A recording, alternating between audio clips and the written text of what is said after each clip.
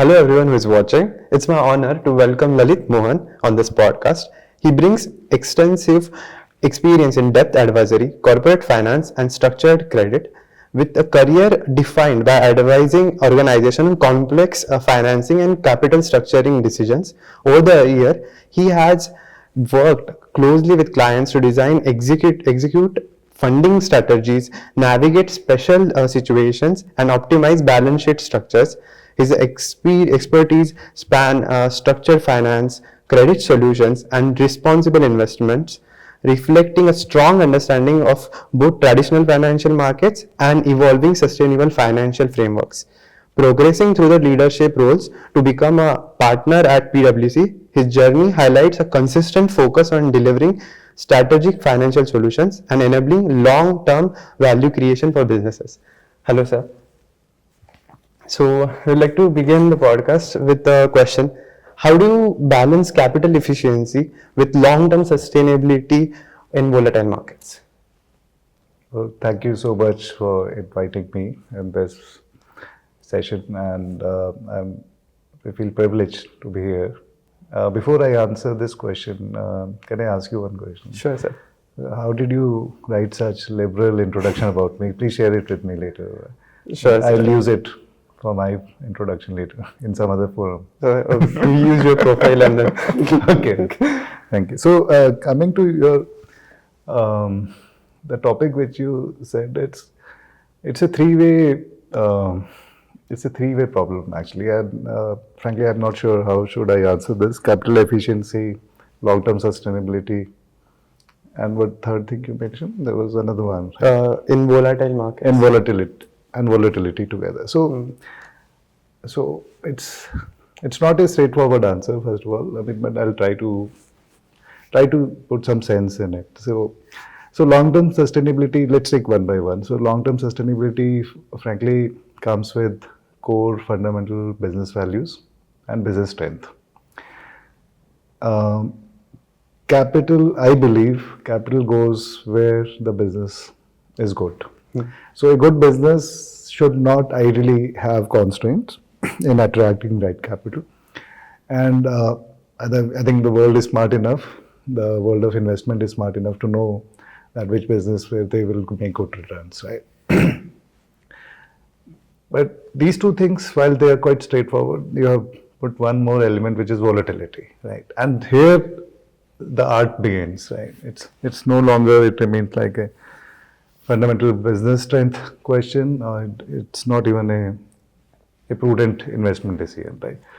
So that is the place where I think we all in various spheres across the globe, investors are asking this question, whether while this business looks sustainable, we should invest, but what happens if, and there are a lot of ifs now, right? Sure. Whether they are about currency volatility or they are about logistics, international trade routes, supply chains, resilience. There are questions about everything. And I think here, the part where the entrepreneurs and the leadership, or the professional or the founder leadership, that they have to work together along with the investors to give that confidence that the unknown risks, I mean, that is the biggest thing actually. Some risks which are known, we can calculate, we can put risk mitigation plans, but unknown risks, known knowns and unknown risks, right? That is very difficult. And that is where the management quality, leadership quality and founder quality come together to solve this. And I think there have been good examples despite so much uncertainty in last 10 years. Even before COVID, there was uncertainty. There was a phase of structural softness of demand. Then COVID, of course, had a big disruption post that. So I think there are enough examples, where the good quality teams have differentiated themselves and created robust business models which have withstanded these kind of volatilities. Right? And I think that is, while there cannot be a playbook for handling unknown risks, but at least there is a good quality demonstration. So I think It's not a capital problem. It's not a totally fundamental business model problem. It's these teams coming together and delivering, right? So that will become more and more important in these scenario, in these certain uncertain times.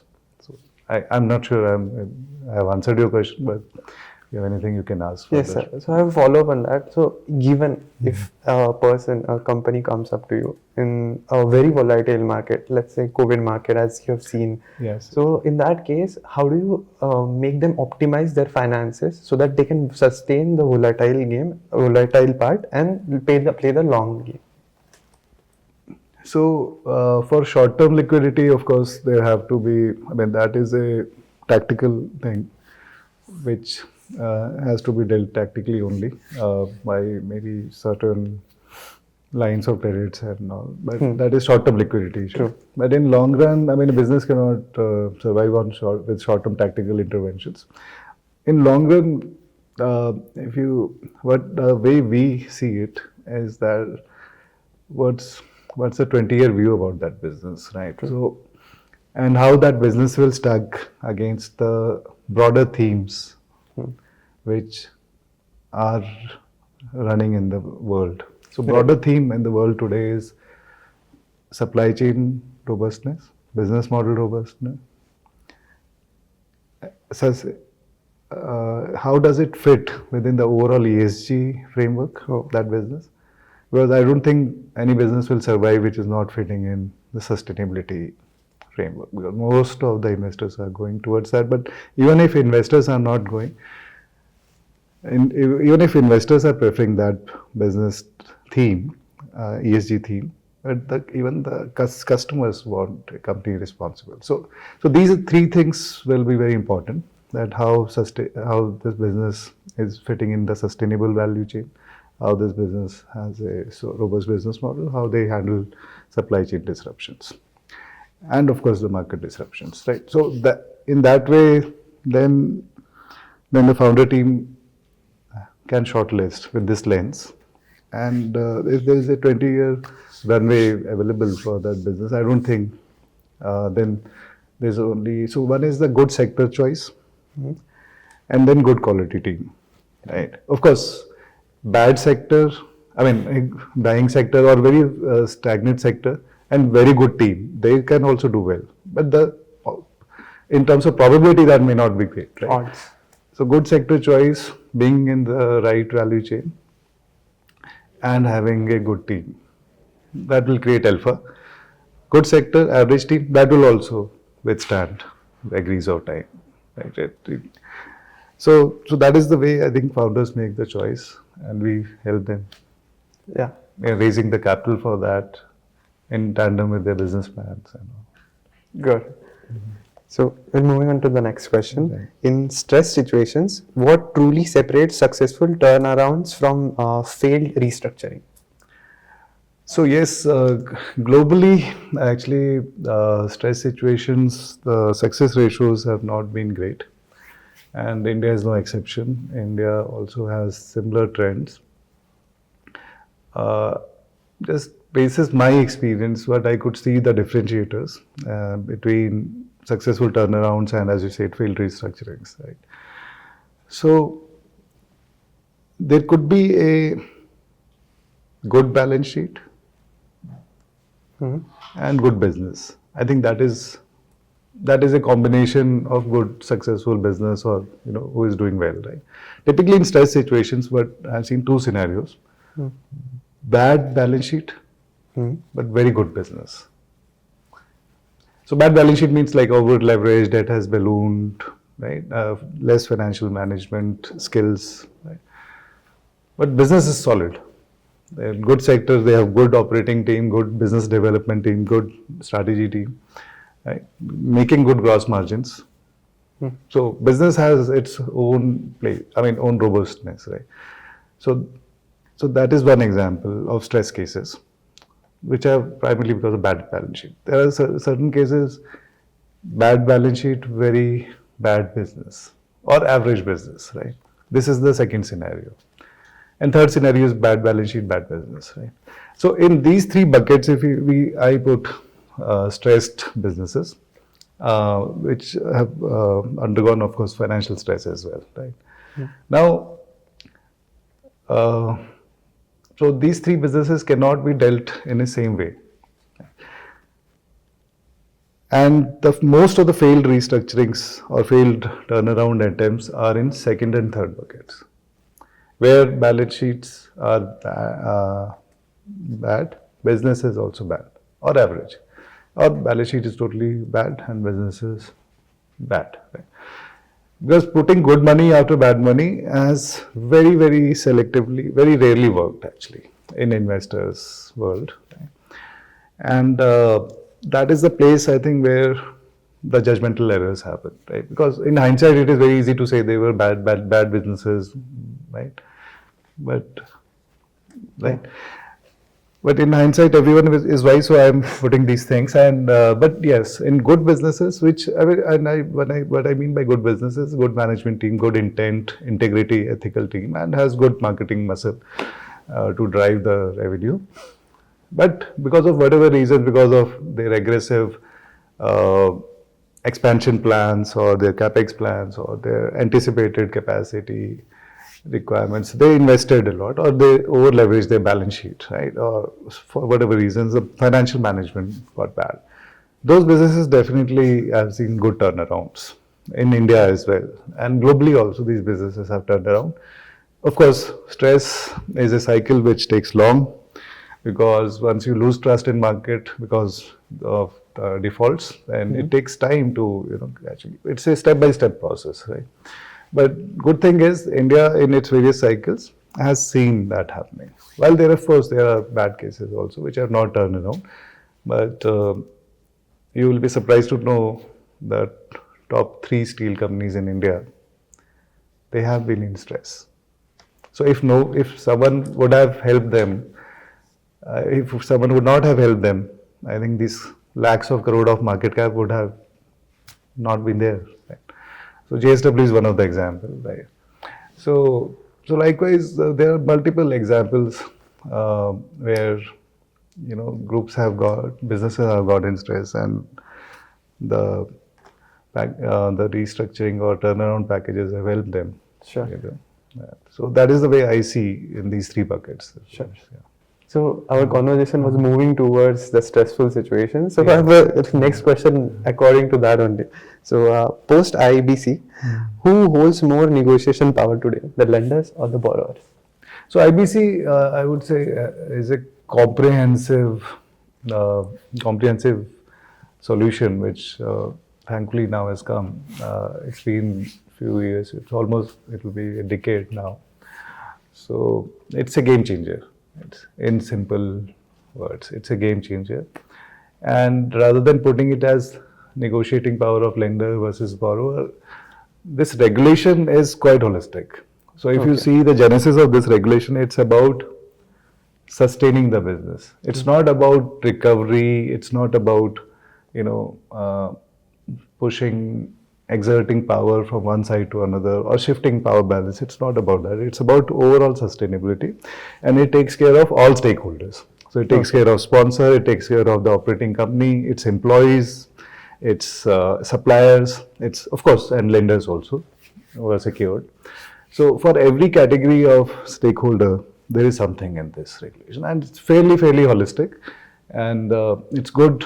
We are blessed that we got this. And one is, of course, drafting regulation, passing it, and a law, and then implementing it. It's fairly implemented. Of course, there will be teething troubles, which are there many, but as a step in right direction and effectiveness, yes, it's moving.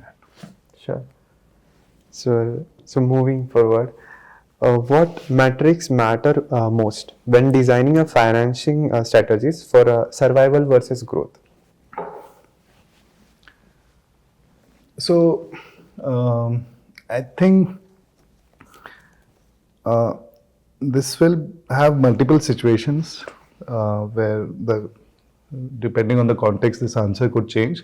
But let's keep it simple. I'm saying that there's a steady business doing fairly okay and growing, right?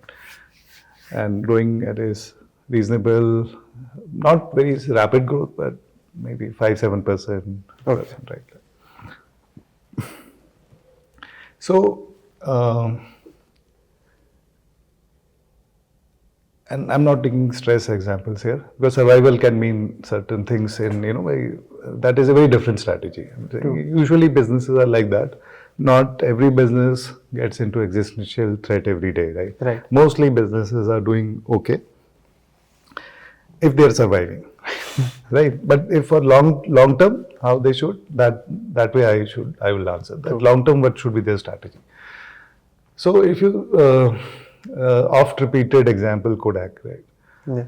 So Kodak, we know that it was into manual cameras, and then they just could not, catch up, Most popular case study. right? Most popular case study. And I used to think that I know this case study fully well, right? But one thing, of course, you may be knowing, but one thing which was learning for me was that it's not as if Kodak people were dumb, right? It was not as if they were inert to change. They had resistance to change. It was nothing like that. Because one instance, if it is true, I don't know. I mean, I just read that. Right? The instance was that there was a marketing person. There was someone innovative in that company, right? And I'm sure they were attracting right talent because they were the top company. They were the top dollar with them. They had a lot of money to invest, a lot of R&D, everything, right? So they would have right talent. So this person went and said that, okay, digital is the future. Why don't we do digital? Why don't we get into digital? Well, very simple question, right? And so the decision maker said that if I do digital,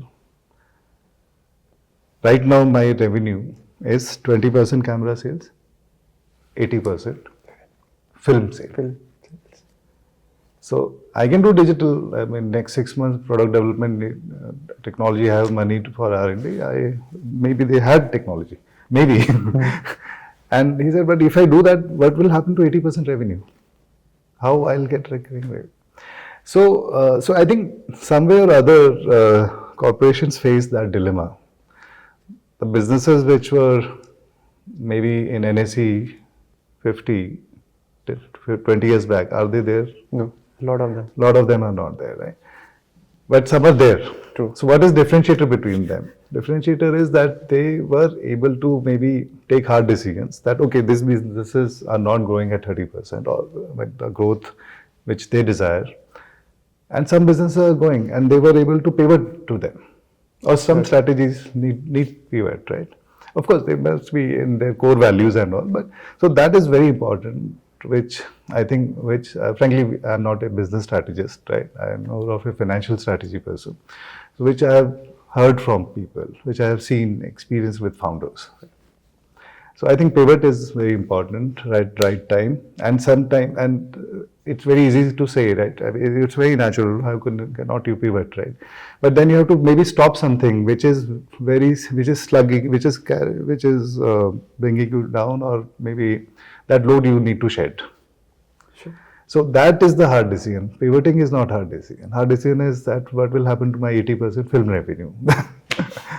So I think that every cycle businesses are questioning them, and I think that decision has to be made. And in some way or other, if you see even today, those decisions are being made. The businesses which are doing well, right? Zomato was just a catalog. It was not the business which they are doing. It was not there. Initial thought was not there actually. So Naukri.com, what I understand is, it was a very different business model initially. But they had to close that and become digital. So that is place where the vision, foresight, and management quality, again comes in picture. Who can take that decision? Is it okay? What I answered? So pivoting at the right moment, Right. Finding the next move, and taking that right bold decision. True. Yeah. So that would be. So moving on, what's one turnaround where operational improvement mattered more than financial engineering? So I'm not into operational turnarounds, right? But basis my knowledge of industry, what I can say is that there are certain businesses where just financial engineering is not going to help. There are structural business issues. Business is in a right sector. It has good prospects, but yes, it has to turn around, right? Certain things have to be changed. True. Certain decisions have to be taken. Hard decisions have to be taken. Hard changes have to be made, right? So I would not take cyclical industry examples because they're mostly turnarounds are also driven by the cyclical, once the prices go up and all. But if you see one example, and I think a lot of people will criticize me to cite this because sometimes we like bashing government, right? But this is discoms. If you see discoms, 20 years back, they used to have lakhs, crores of losses. Right? And people had no hope. But with structural changes in operations and their strategy, today they're at fairly low loss level. You would have read in recent report also, Yes. right? So that is not financial engineering because government has given financial engineering packages to them multiple times. One time restructuring. In last 20 years they have given them. I mean even lenders were forced to give them restructurings. But that didn't work, right? What ultimately worked is a full cleanup, taking hard decisions and giving them autonomy, and there were multiple interventions which government did, and they were not tactical, they were strategic, and some decisions were very hard. True. So this is one example. Then if you see, I would not take any IT company name, but you can see top 10 IT companies. Okay. That pecking order has changed. True. Substantially changed. And how it has changed. So some have taken very harsh decisions actually. Does the consultant in this whole of chain Yeah. play a major role, or let's say a company can take those decisions and restructure by themselves, or they need a consultant most of the cases? What is your opinion on that? No, this is this is bread and butter question. So see, a consulting organization of today, right, is more of an extended team of the business, right? And if these two teams work together, then things happen. Of course, consulting, what it brings in is an outside-in view, which sometimes you say, right? I mean, you never smell your own bad smell, right? Despite your nose being so close to your mouth or other way around. Right? So it's so an outside-in fresh view is required. Second is, of course, these consulting organizations have worked in multiple situations and multiple geographies also. Multiple companies, multiple geographies. So they bring in those global best practices as well as the local context, right? And third is ideas and thoughts. They're very important. But ultimately, the thing which differentiates is implementation and program management. So someone has to deliver that program, right, on the ground. So who will be that? So most of you see consulting organization now offer everything right from idea, conceptualization to implementation. And now consulting is also moving towards more and more outcome linked or milestone linked revenue model. So the skin in the game is getting more and more. And of course these values, of course, this global experience and local context and working with multiple organizations, I don't think a company can bring on its own. Okay. So yeah, consultant is required. Not in all cases, yes. In certain cases, yeah, wherever they need these ingredients, yeah. So I would like to move towards the ESG context in the financial world as yes, such. How is ESG linked to financing, reshaping traditional corporate finance? Like, how is it affecting it, and then how are companies moving around it? So worldwide, whether it is COP or whether it is any international forum or the banking industry, worldwide there is investors are quite focused on basically supporting industries which are ESG positive, climate positive, and have sustainable long-term impact, positive impact on our entire world, right, and environment. So that is the investor part.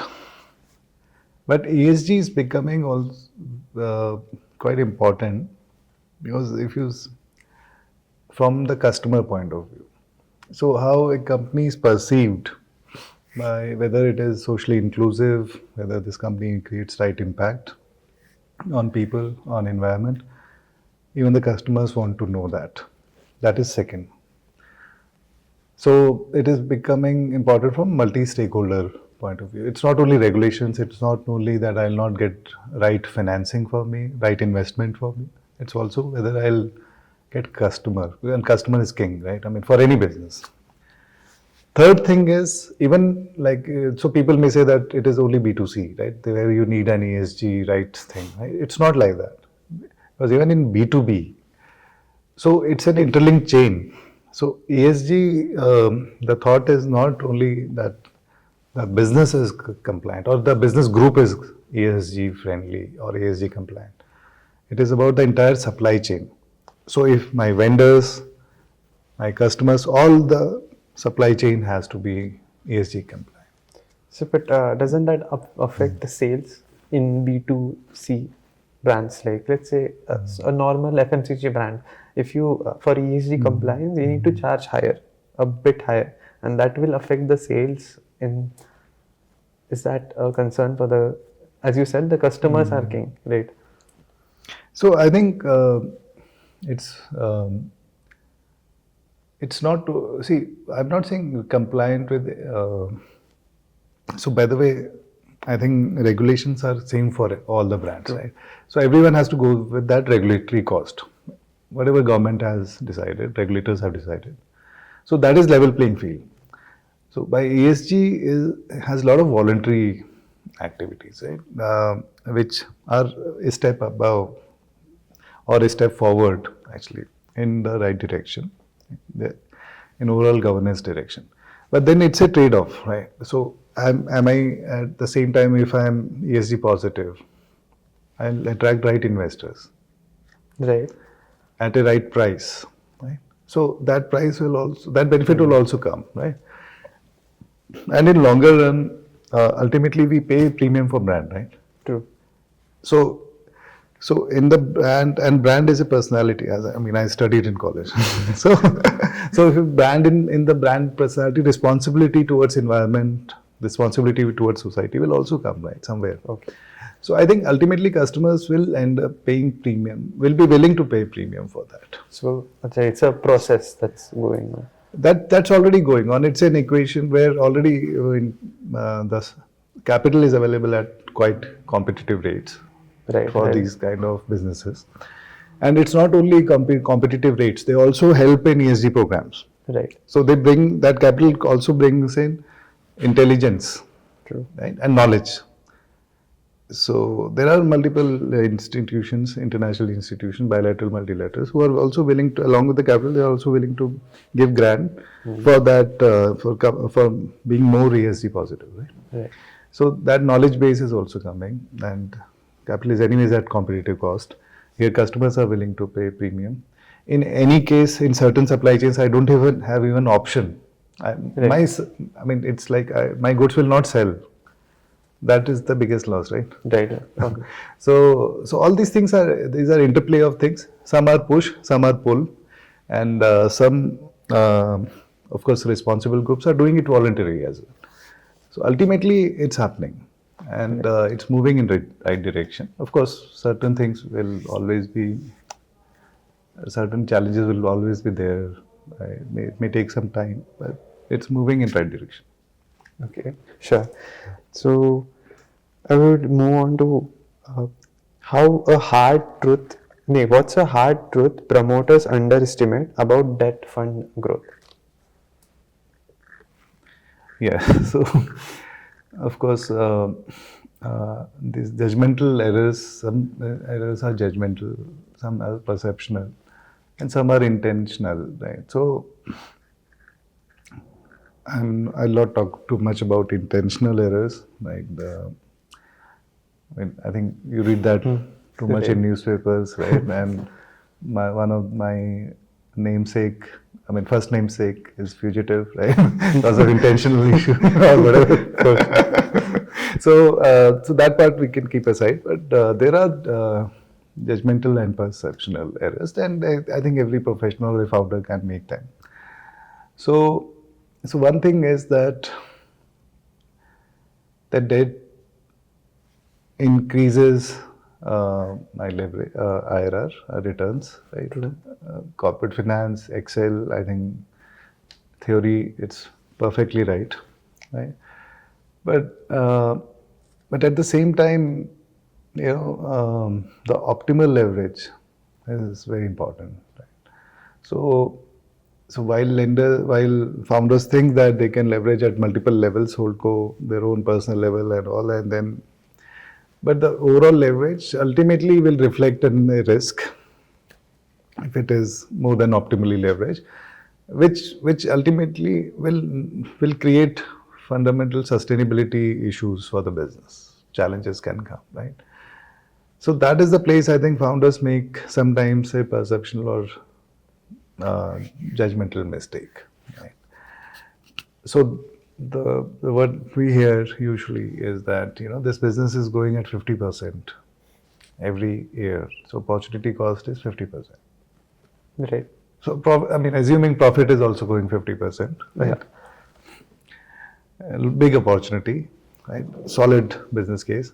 So if I don't get capital, say I don't find right investor, or if I dilute today, or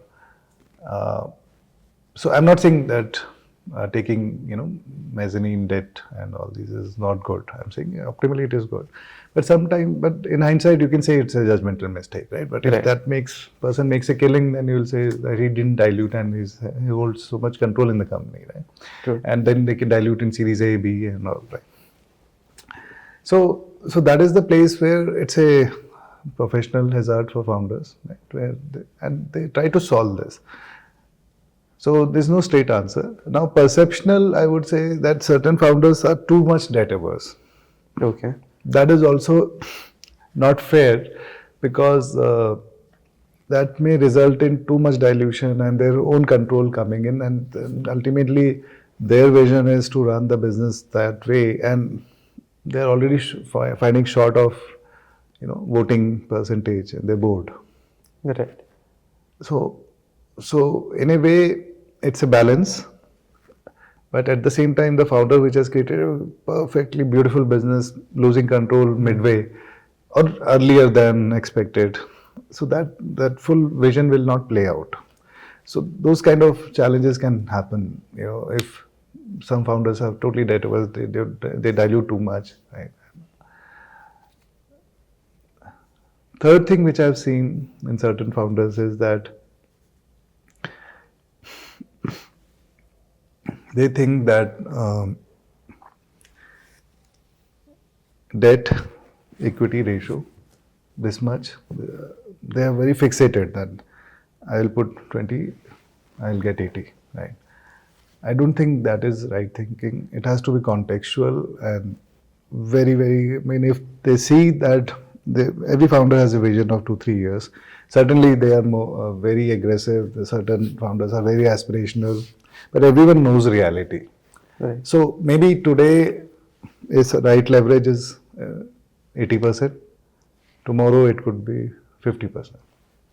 But just because someone has done that, FOMO, right, has taken leverage and just replicating that, that is a more of a psychological or behavioral finance issue, I would say, and their things can go bad, actually. So these are the three cases I could think of. Right. So in general, being cautious about it and then finding the balance. Yeah, further. not too over cautious, not too over optimistic, somewhere in between, and then taking calculated bets. That is important. How has your shift from transaction execution to advisory changed your perspective about the whole finance? Yeah, so my financial career is primarily private debt capital markets, right? That is investment banking. I did for around 11 years. And then I moved to advisory. So, so it's similar because the domain still remains same, right? And solution still remains same for the client, right? Solutions are same. However, the difference is that IB is more, pushing the bank, right? I mean, your own bank. And advisory is more neutral. So I'm not. So here, of course, we are on the solutions side, right? Only on the deliverable is solution and implementation. In IB space, deliverable is what my bank sells to customer, right? Right. So there could be a little bit. I mean, both are fantastic models actually. I mean, nothing against investment banking. Investment banking is fantastic model. Advisory is also fantastic model, but they come with their own nuances, of course. So here it is more of a neutral solution to the client.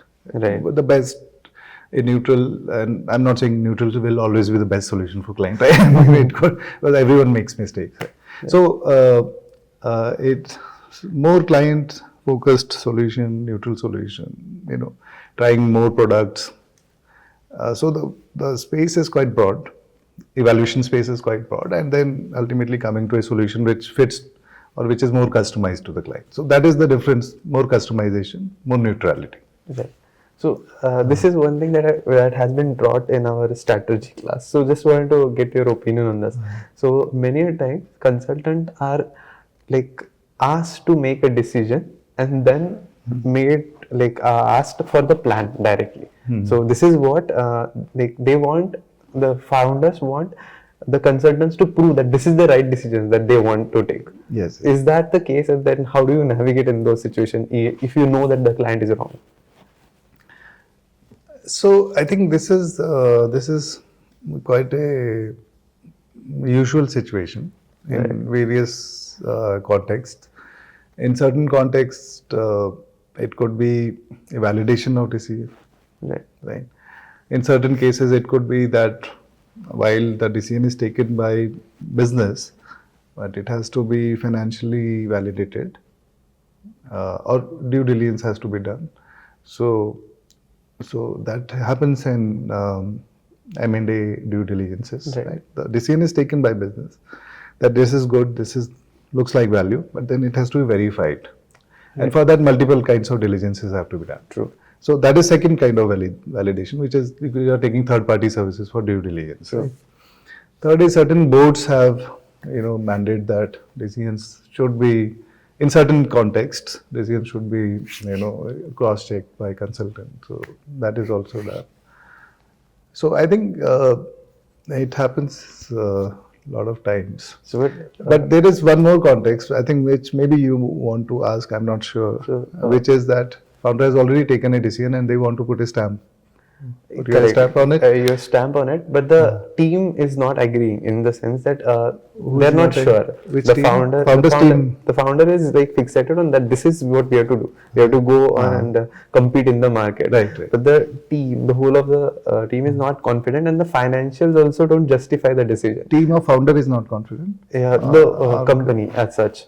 Team. Right. So in that case, do we tell the founder that okay, we are not, as a consultant, we are not supporting this, or do we follow what he is saying and back it with finances? See, this is the place I think where again it's a very personalized business ultimately, but of course when this business is being done at a scale, then there are certain values which come into play, right? True. And I'm sure if a consultant is not able to his major work is just to say yes to founder, right, and just validating without too much diligence, right, then it's very difficult to create and scale value, right? True. You would appreciate that. True. So that is the place I think where the DNA of organization comes into play, the consulting organization's DNA, right? So what they can do, what they cannot do, and what ideally they should do. True. So I think here I would say the most quality consultants will confront this founder, mostly, any irrespective of organization, they will confront this founder and ask what's the intent, right? And then it's ultimately it's their decision, right, what they want to do. Sure, for sure. Unless there is a fiduciary duty, like an audit, or in certain cases, it has to be told to others also, besides founders, like board and all. But in usual case, it is. So just coming and confronting what is the truth from our end. How should Indian corporates rethink capital assets as global liquidity titans? Access to capital. Capital access, yeah. Yes. So, I think this is a very good question, and in a way, it's already playing out, right? And India has shown its religion.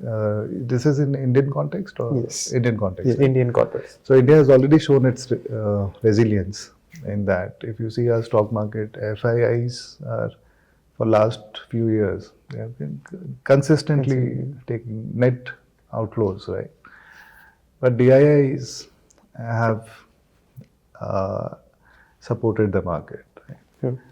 So, which was not the case 10 years back. If you see any news item 10 years back to 15 years back, FIIs net withdrawal They- means stock market will tank substantially, but that is not happening.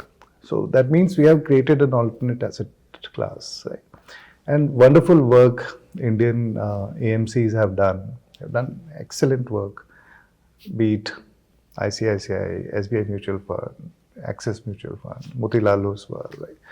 They've done wonderful work in creating that trust that the local investors have in them.